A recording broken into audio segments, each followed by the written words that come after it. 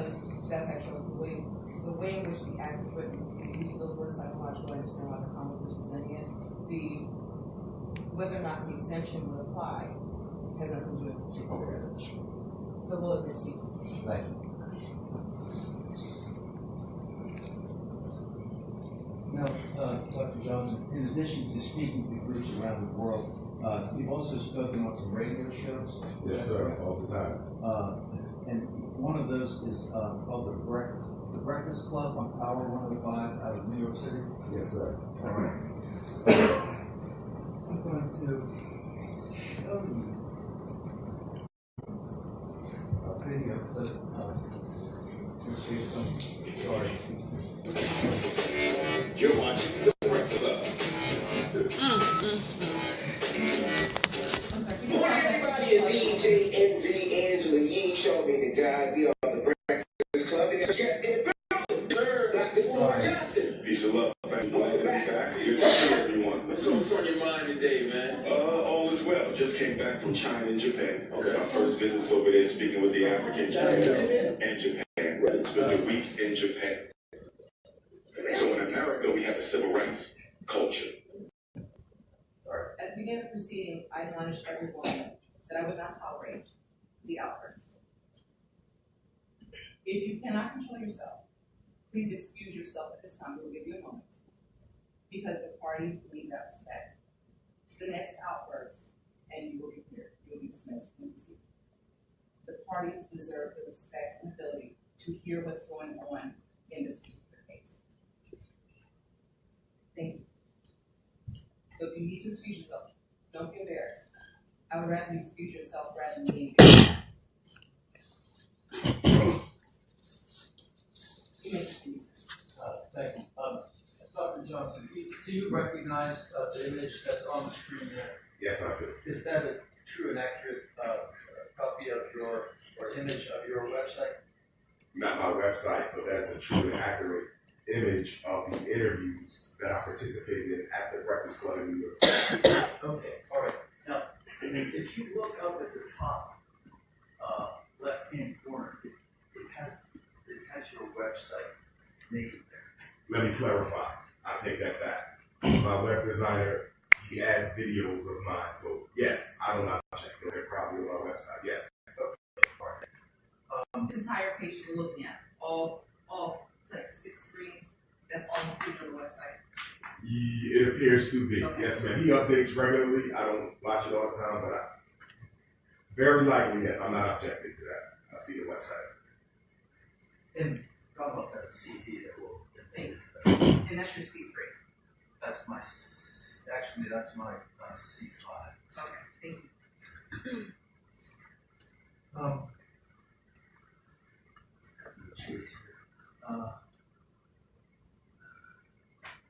Well, all right. Power 105.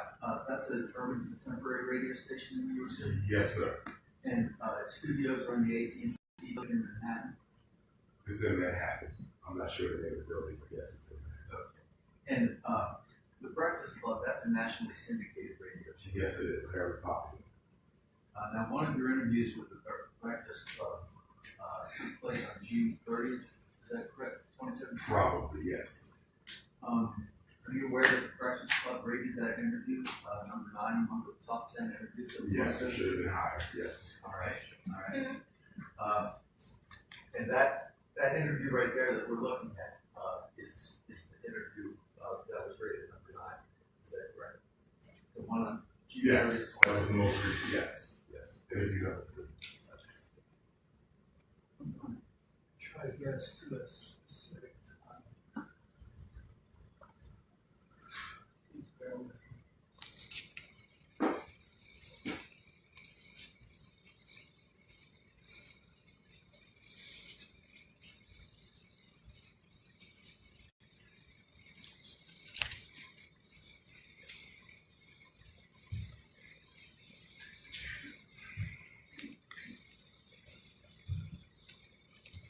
I apologize.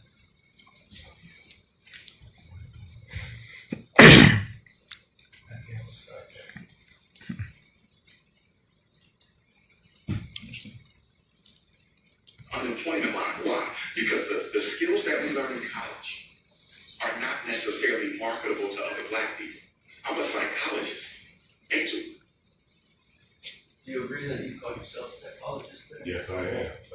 Certified school psychologist. And one thing I would like to add, although I understand that it's the state's intent to say that every time I refer to myself as a psychologist, that I am practicing beyond the limits or holding myself as something I am not. The irony in that is whenever I get interviewed, probably even at the beginning of this interview, I always state specifically what I am: certified school psychologist and doctor of clinical psychology. Thereafter, I may refer to myself as psychologist in conversation, but there is never a time when my credentials are not stated forthright. On my website, they're stated forthright. In the exhibit he just gave, it says it right there: certified school psychologist. So when you hear psychologist after I've already said certified school, then it should automatically make sense or be understandable that he's referring to a credential he's already made clear that he had. When I'm at work in schools, they don't call us certified school psychologists every time they refer to us. They call us psychologists. The school district of Philadelphia, psychologists. Chester Upland, psychologists. Anywhere the school psychologist is, we're called psychologists. Nobody regurgitates over and over certified school psychologists. So we're reaching here. Continue, sir. So what you said is that on that show right there, you at the beginning of it told the audience that you were a certified school psychologist? If not that one, definitely in 2 and 1. There's been 3 Breakfast Clubs, so I'm very familiar with that audience. And if you look at all 3 videos, yes, I state that I'm a certified school psychologist and doctor of clinical psychology. Particularly, I'm certain on the very first one. That's a third follow-up to the first one. And yes, I do say who I am and what I am. So it's possible that you did not state you were a school psychologist. In interview number 3, we would have to watch it.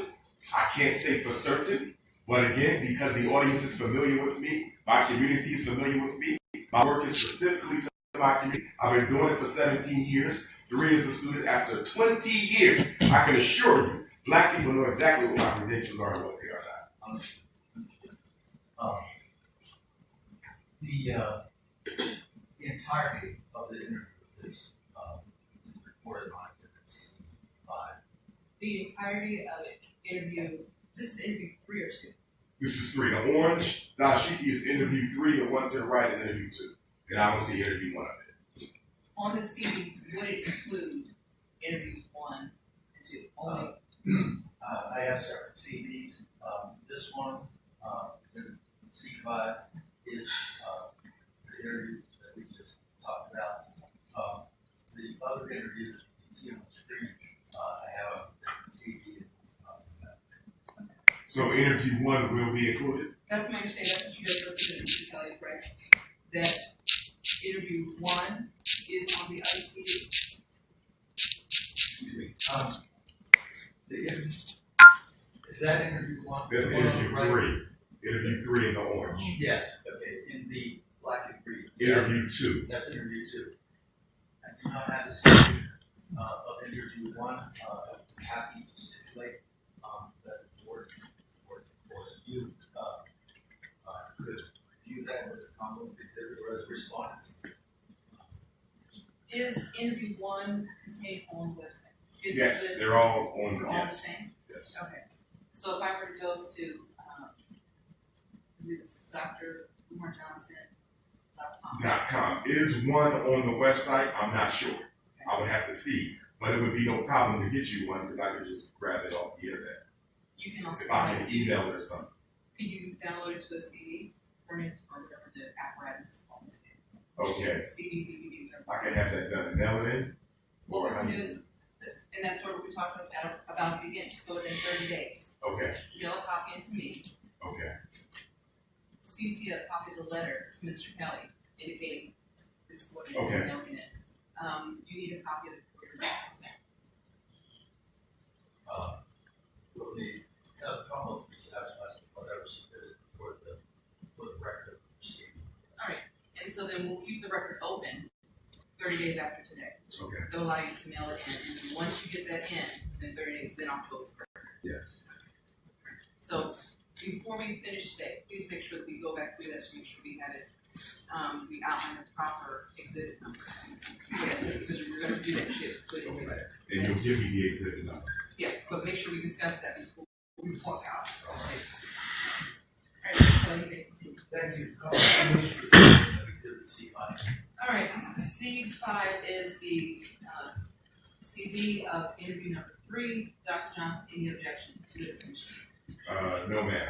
All right, it is. So is this 2 and 3 or just 3? That's just 3. Just Okay, just 3. And the reason I'm only asking that, because although I'm certain I stated my credentials on 1, I may have stated it on 2. It is possible I stated on 3. It's possible it could have been stated on all 3, but certainly the first one. So I wanted to make sure you had all 3. So do I need to give you 1 and 2 if this is only 3? It sounds like only 1 because a comma was going to introduce the other interview. 2 and 3. That's what it sounds like. I think we'll clear it up. We keep going, okay. So No, we'll I'm not admit- clear. No. So what we'll do is, Well, hopefully we'll you admit will this be. one. We'll admit C5. Okay. I'm just saying this is interview 3. Gotcha.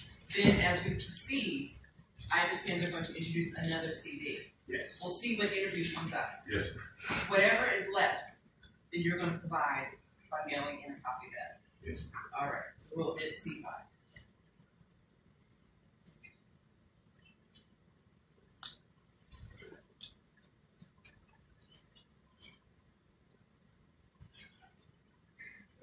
Has another radio interview to refer to.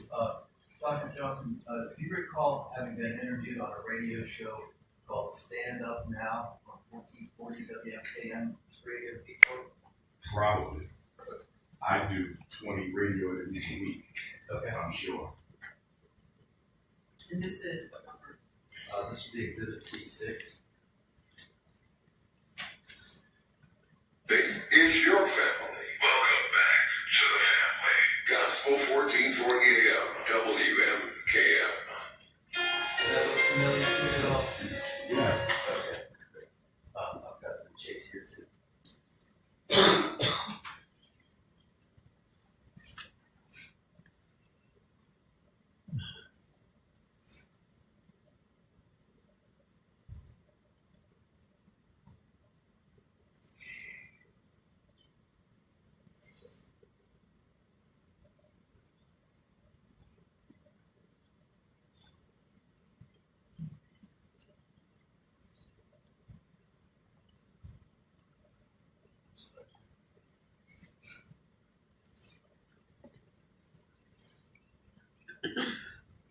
Stand up now, and we all must stand up now. I do believe that we do have Umar Johnson on the line. Good morning. Good morning. How are you? All is well. Thank you for having me.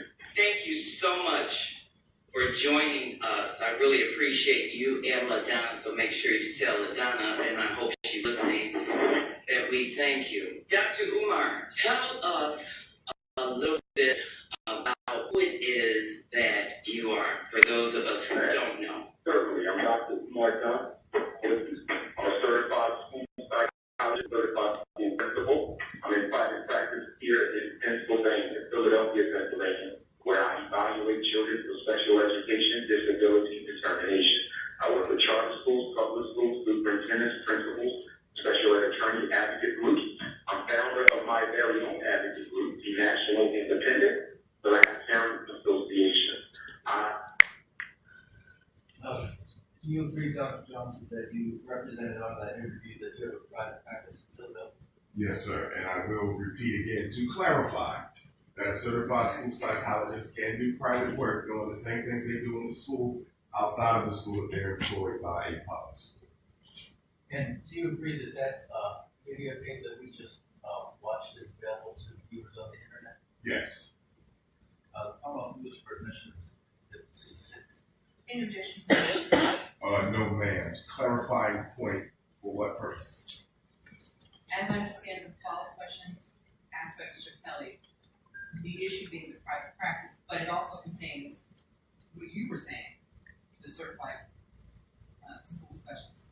Exactly. And are we clear here in going forward that the code does specifically state that a certified school psychologist employed can practice privately? Are we clear on that? We will take notice of all the applicable law Okay.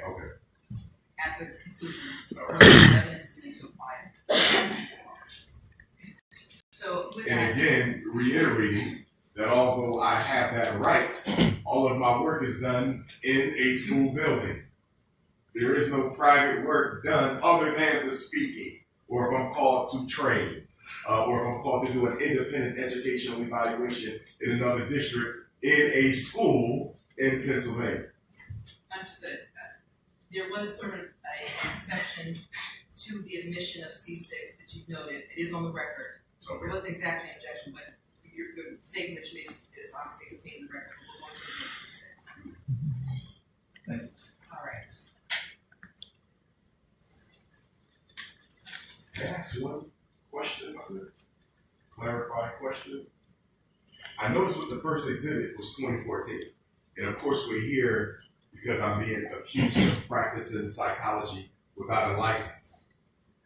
If this goes back to 2014, and I remember the first time I was contacted by an investigator from the Bureau of Professional Affairs, Mr. Ernest Dixon, I believe his name was, an African American.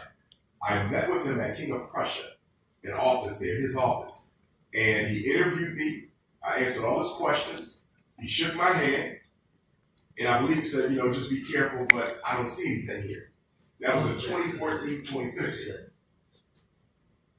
But what is the clarifying point? Okay, the clarifying point is, if the state felt that I was practicing psychology without a license, why did they wait all those 4 years to say something to me about it? I understand. I don't know if we're going to, that will Okay. come out Okay. throughout the course of the proceeding. And so I did not rule the motion because he's not testifying. What you just said is not considered testimony. You're not sworn in at this time. So I'm not going to rule the objection. It's not going to be considered testimony. Or should it though, because that's a part of this that I met with. It certainly can be. And then Okay. once the Commonwealth rests, when we come, you're sworn in, and that is where you want to go your testimony. And now, obviously, he's going to voice an objection at that time, the one he just stated, regarding it being hearsay. So we'll cross that bridge when we come to it. He is sworn in now. We have not sworn, he has not been sworn in. Oh, yes, I'm sorry, you are, because we are under oath, and you've actually called us a common witness. So, therefore, his objection is that when you said, the investigator told me that was hearsay. And so, whenever you have a statement that is made outside of a testimonial atmosphere, then you have to have a certain exception for it to be admitted. So, you can't testify to what someone told you or what someone said. Understood. Are investigators required to submit some sort of a summary or anything after they meet with someone for the purposes of an investigation? Should there have been a summary document or something that he would have been required to file as a result of me meeting with him in his office in King of Prussia? That's for the Commonwealth to determine, because it's the Commonwealth investigator. I cannot think of any particular statute that says the investigator for the Commonwealth has to reduce all interviews to a written or recorded form. So I cannot, respond to that particular statement. But nevertheless, for the purposes of what we just went through, that portion of what the investigator said will not be admitted for the proceeding. The date that you spoke about, when it occurred, obviously that is a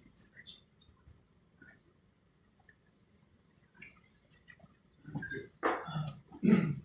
Next, the Commonwealth has exhibit C7, which is another recording from the Breakfast Club that's on response. You're watching The Breakfast Club. Morning, everybody. It's DJ MV Angela Yee, Charlamagne the Guy. We are The Breakfast Club. We got a special guest in the building. That's right, Dr. Umar Johnson. Peace and love. Peace and love, family. All as well. Glad to see you back. Now let's get right to it, man. Like everything that's going on, what are the solutions? I think let's discuss the problem solved. What are the solutions? All right. Before I state the solution, I have to challenge you on that. Because although we talk about the problems a lot of people don't understand how the problem operates. I'll give you an example. Take this education. Okay? People know the children aren't learning. They know black boys are not graduating. They know special ed is an issue. They know ADHD is a problem. But they don't know how this operates. They don't understand how the child goes from the classroom into the special education system. or whatever. So they have to be taught how it operates. You follow? So we understand that police genocide is a problem in the black community. We understand that structural inequality, disproportionality, i.e. racism, is a problem. But do we understand how racism operates? So I think that once you understand how the problem operates and manifests itself, you're now in a position to solve it. Someone comes to me for therapy. Before I do any therapy, what I do, a clinical history. Is there depression in your family? Have you been depressed before? Have you ever contemplated suicide? So I have to understand your background and how you've been living your life in order to solve your current everyday problems. So now, coming to... Do you recognize that video? Yes, sir. Is that an image of yourself describing your private practice? Yes and no, because I think the question is going to be about therapy. Well, my question just is that an image of you describing your private practice? No, sir. It's not an image of you describing your No. private practice. And I'll clarify when I can. All right, go. Okay. I am a therapist. I have been. Different organizations, Philadelphia Health Center, Children's Crisis Treatment Center. I was a therapist in my pre-doctoral internship in Trenton with the Department of Youth and Family Services, Ewing Residential Treatment Center. I did therapy while attending the Philadelphia Osteopathic Medicine, my clinical practicums in the Center for Brief Therapy. I have been a therapist for most of my career.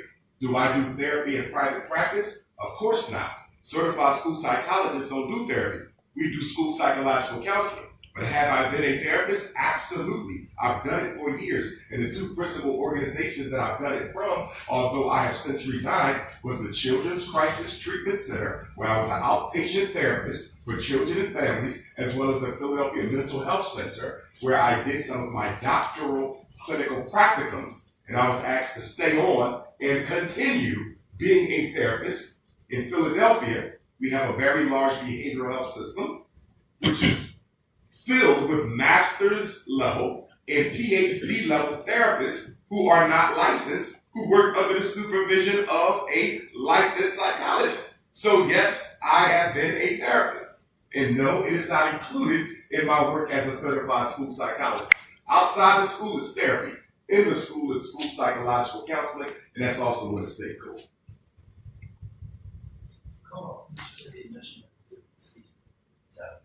Interjection to the mission of C7.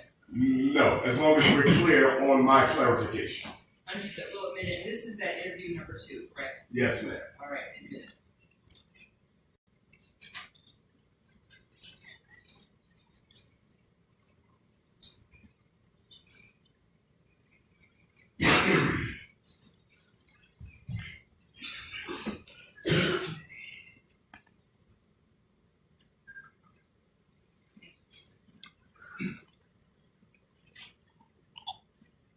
This is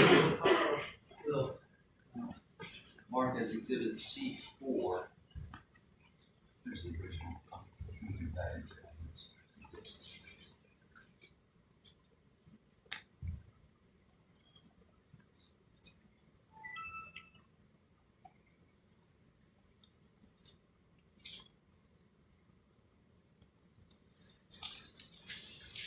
You need a couple minutes to read it through, you can. I know it's Okay, you can just explain it to me. I don't know what I'm looking at. Sure.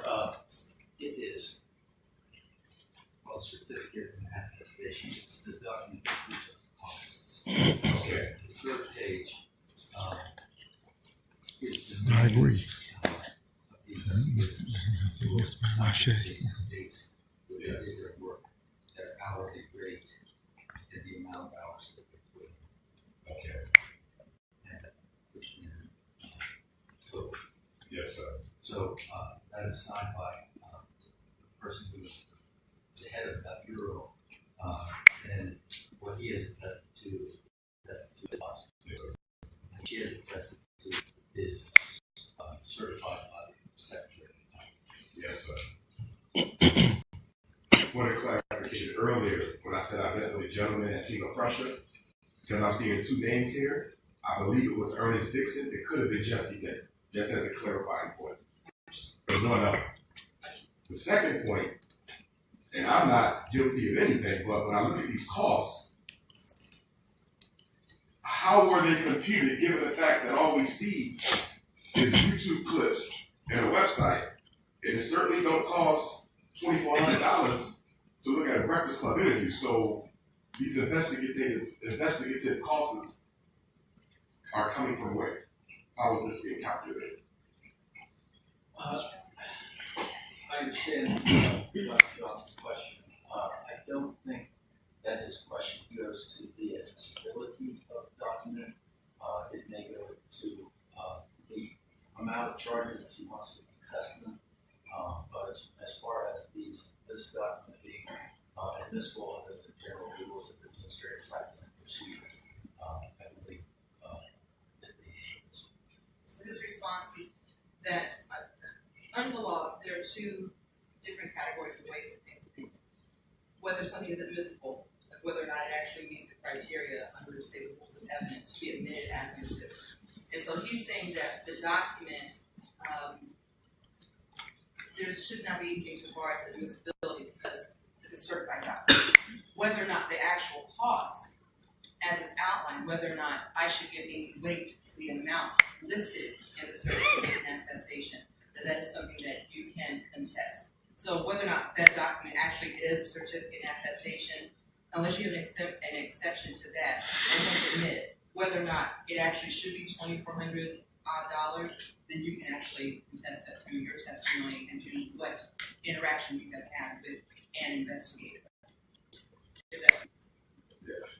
So, other than that, the actual amount of cost, do you have any objection to C4?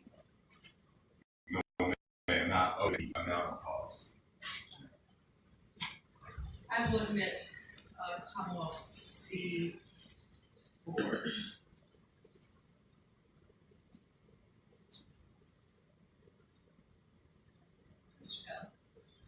Dr. Johnson, you also have a number of YouTube videos where you talk about issues of race and education.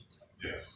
Can you estimate about how many videos you yourself have put on YouTube? Dozens, yes, sir.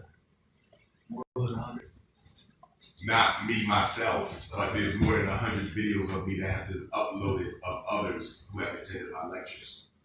The videos I would have uploaded, most of them would have been from my Tuesday morning Black Parent Teleconference, where I give advice to parents on issues relative to special education and mental health of Black children, and some tutorials that I do, and other commentary I do on general issues affecting African people. But most videos are uploaded by others, not myself. But dozens for me, definitely dozens, because I do it every Tuesday. Thank you. On to the first question. All right, so if this were another witness, you didn't have the opportunity to cross-examine that witness. I'm assuming you don't wish to cross-examine yourself, so I think that you should respond to the type of questions that he asked, so we do that when we come to your case in chief, if you wish to do so. Okay, so if I want to ask some questions, is this the time or later? Well, he's not a witness. But questions about the case. Questions about his case, about This exhibits case. that have been specifically items that he has presented so far. Yes, and the charge itself. If it pertains to what has been presented so far, you can testify to that at this point. So okay. If you're going to go into the applicability of the exemption, then that would be more so for your case in chief. If we wanted to, I'm not sure if you're going to call any additional witnesses today. No more witnesses for his case in chief. Understood. So they're about to rest their case. Okay. So I'm about to turn to you anyway to Okay. say, begin your case. Okay. If you want to do that way, let's make it smooth proceeding. Okay. All right. So your exhibits C1, C2, C4, 5, 6, and 7 have been admitted. There are no other exhibits. All right. With that on rest, we're going to turn to Dr. Johnson. Before we actually move into your case, Dr. Johnson, Mr. Blake, can you approach us? Very well, please.